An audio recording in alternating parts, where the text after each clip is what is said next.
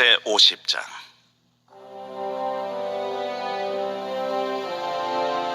나 여호와가 이같이 말하노라. 내가 너희의 어미를 내보낸 이혼 증서가 어디 있느냐? 내가 어느 체주에게 너희를 팔았느냐? 보라, 너희는 너희의 죄악으로 말미암아 팔렸고 너희의 어미는 너희의 패역함으로 말미암아 내보냄을 받았느니라. 내가 와서도 사람이 없었으며 내가 불러도 대답하는 자가 없었음은 어찌 되느냐? 내 손이 어찌 짧아 구속하지 못하겠느냐? 내게 어찌 건질 능력이 없겠느냐? 보라, 내가 꾸짖어 바다를 마르게 하며 강들을 사막이 되게 하며 물이 없어졌으므로 그 물고기들이 악취를 내며 갈아여 죽으리라. 내가 흑암으로 하늘을 입히며 붉은 배로 덮느니라. 이스라엘 백성들이 바벨론에서 포로로 지내면서 가지게 되는 하나님에 대한 의문, 원망 두 가지가 있었습니다. 첫째는 하나님이 우리를 버리셨나 라는 의문이고, 두 번째는 하나님은 바벨론의 신들보다 약한가, 그런 의문이 생기는 것이죠. 오늘 본문에서 하나님은 그 두 가지 질문에 이제 답을 하십니다. 첫 번째 질문, 하나님이 우리를 버리셨나? 라는 그 의문입니다. 70년 동안 노예 생활하면서 하나님이 우리를 버리셨기 때문에 우리가 지금 이러고 있다라는 그런 하나님에 대한 의문이죠. 사실 이 질문은 불신입니다. 인간은 참 남 탓하기를 좋아하는 그런 본성을 가지고 있는데 이것은 타락의 결과입니다. 에덴 동산에서 아담은 하와 탓을 하지 않습니까? 창세기에 보면 하와 탓을 하고, 하와는 또 뱀 탓을 하죠. 누구 하나 제가 잘못했습니다 라는 말이 먼저 나오지 않고 하나님이 내게 주신 저 여자가, 이렇게 아담은 얘기하고, 또 하와는 저 뱀이, 이렇게 이야기를 하지 않습니까? 마찬가지로 이스라엘 백성들 가운데도 하나님이 우리를 버리셨기 때문에 우리가 바벨론 포로로 끌려왔지, 그런 마음이 있었던 것입니다.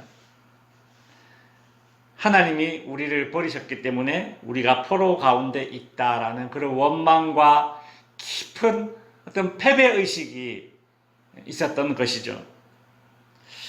그러자 하나님은 오늘 본문 50장 1절에서 이렇게 대답을 하십니다. 나 여호와가 이같이 말하노라. 내가 너희의 어미를 내보낸 이혼 증서가 어디 있느냐? 내가 어느 체주에게 너희를 팔았느냐? 이 바벨론 포로 가운데 이스라엘 백성들이 이런 생각을 가졌던 것입니다.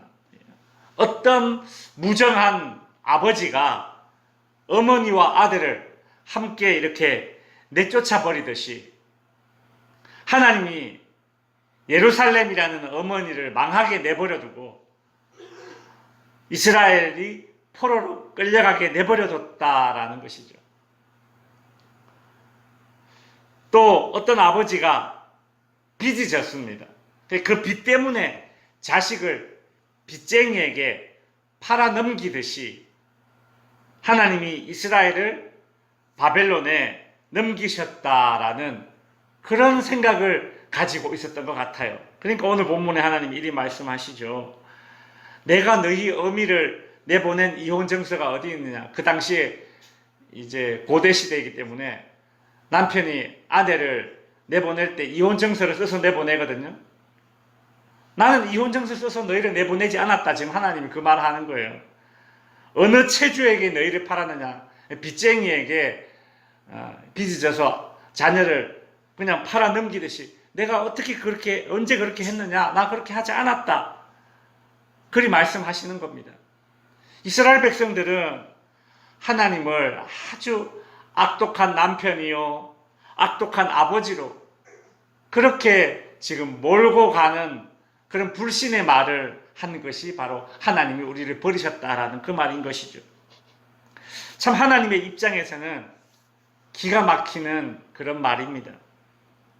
하나님은 이스라엘이 바벨론의 포로로 끌려간 이유를 알려주십니다. 1절 후반부에 보면 너희는 너희의 죄악으로 말미암아 팔렸고 너희의 어미는 너희의 배역함으로 말미암아 내보냄을 받았느니라. 하나님은 말씀하십니다. 너희의 죄악 때문이야. 이스라엘은 자신의 죄 때문에 포로로 끌려왔습니다. 그러므로 하나님을 원망해서는 안 되는 것이었죠. 이스라엘 백성들이 바벨론에서 포로로 지내면서 가지게 된 하나님에 대한 의문, 원망. 두 번째는 하나님은 바벨론의 신들보다 약한가라는 질문입니다. 하나님은 바벨론의 신들보다 약한가 보다. 그렇기 때문에 우리를 바벨론에서 구해내지 못하고 있다. 그 말에 대해서 하나님은 어떤 대답을 하십니까? 2절 후반부에 보면 내 손이 짧아 구속하지 못하겠느냐? 내가 어찌 건질 능력이 없겠느냐? 그리 말씀하십니다. 하나님은 힘이 없어서 저 바벨론의 세력에서 이스라엘을 구해내지 못하는 것이 아니다라고 하나님께서 단호하게 말씀하고 계시죠. 내 손이 짧은 것이 아니라 내가 건질 능력이 없는 것도 아니다. 문제는 너희가 나를 찾지 않는 것이 문제다라는 것이죠. 2절에 보면 이런 말씀을 하시죠.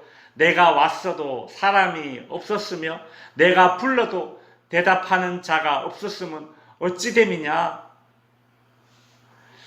하나님은 참 부지런하게 선지자를 보내어서 이스라엘이 회개하기만을 기다렸습니다. 그러나 듣지 않고 믿지 않은 것은 정작 이스라엘 자신들이었습니다. 그래 놓고서는 하나님은 바벨론 신들보다 약하기 때문에 우리가 바벨론에서 포로 생활하고 있다. 그렇게 하나님에 대한 의문을 가지고 더 나아가서 원망했던 것이죠. 여러분, 고대 이집트의 신전과 그 우상들은 그 근동에서 다른 어떤 나라들보다 더 막강한 것이 이집트의 우상이었습니다. 여러분, 지금까지 남아있는 그 이집트의 그 벽화와 그 조각상들 한번 보십시오. 이집트에 관광을 가게 되면 보는 것이 죄다 우상 덩어리들입니다. 이집트의 우상은 이 고대 근동에서 그 정도로 막강했다라는 거예요. 하나님은 그렇게 막강한 우상이 들끓고 있는 그 이집트에서도 이스라엘 백성들을 건져냈는데, 출애굽시켰는데 무슨 그 바벨론의 신들보다 약해서 하나님이 바벨론에서 이스라엘을 건져내지 못하는 것이겠습니까? 아니죠. 하나님은 2절 후반부 그리고 3절에서 그래서 출애굽 사건을 언급하십니다. 보라, 내가 꾸짖어 바다를 마르게 하며 강들을 사막이 되게 하며 물이 없어졌으므로 그 물고기들이 악취를 내며 갈하여 죽으리라. 여기 보면 어떤 세 가지 사건을 우리가 연상할 수 있습니다. 물고기들이 악취를 내어 갈하여 죽었다라는 것은, 이것은 애굽의 나일강을 하나님이 그 피로 물들었을 때, 이거 피로 물들었다는 건 나일강이 죽었다는 소리죠. 또 홍해를 가르신 사건, 그죠? 바다를 마르게 했다. 그리고 강들을 사막이 되게 했다라는, 이거는 이제 요단강을 걷는 사건 아닙니까?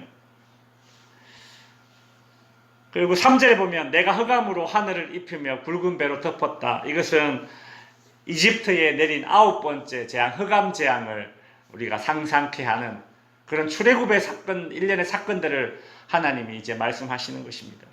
이 구절들은 다 특별히 그 이집트의 아주 강한 신들과도 관련이 있습니다. 나일강이 피로 물든 사건은 나일강이 죽은 것이죠. 피를 흘리며 죽은 것입니다.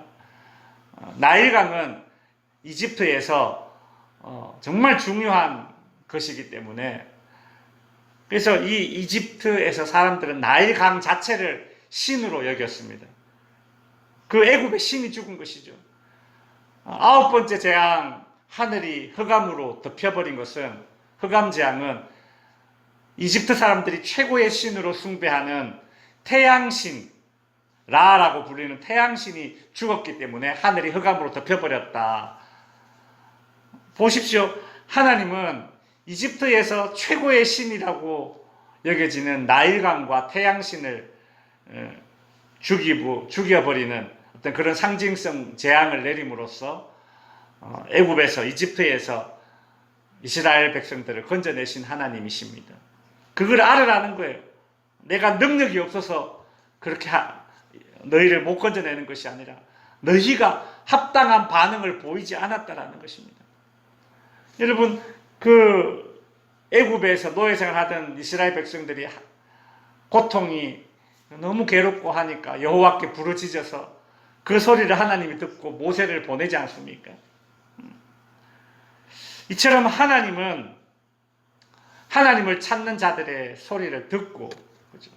거기에 반응하시는 분이십니다. 이제 말씀을 정리하겠습니다. 하나님이 우리를 버리셨는가? 하나님은 바벨론의 신들보다 약한가? 바벨론 포로 가운데 가졌던 이스라엘 백성들이 했던 두 가지 하나님에 대한 의문, 불신앙이었습니다. 우리도 마찬가지입니다.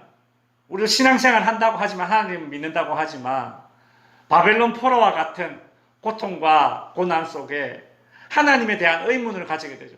하나님이 나를 버리신 것 같아. 이 문제는 하나님이 해결하지 못할 거야. 하나님에 대한 이 두 가지 의문. 내 문제의 원인을 하나님께 찾는 것과 내 문제를 하나님께 맡기는 것은 전혀 다른 행동입니다.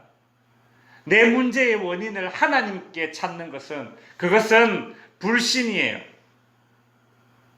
그러나 내 문제를 하나님께 맡기는 것은 신앙입니다. 해결책은 불신앙의 태도를 버리고 신앙의 태도를 가지는 것이 해결책입니다. 어려운 문제가 생기면 나의 잘못이나 실수를 한번 되돌아보고, 더 나아가서 나로 하여금 하나님의 음성을 듣지 못하도록 하는 것이 무엇인가, 내 영적인 귀를 막고 있는 요소들을 제거해 나가야 되는 것입니다. 어려울 때 남 탓하고 하나님 탓하는 그런 아주 신앙 얕고 불신앙적인 태도를 보이는 그런 종교인의 모습이 아니라, 어려울 때 하나님께 맡기는 그런 신앙인이 될 수 있기를 바랍니다. 기도하겠습니다.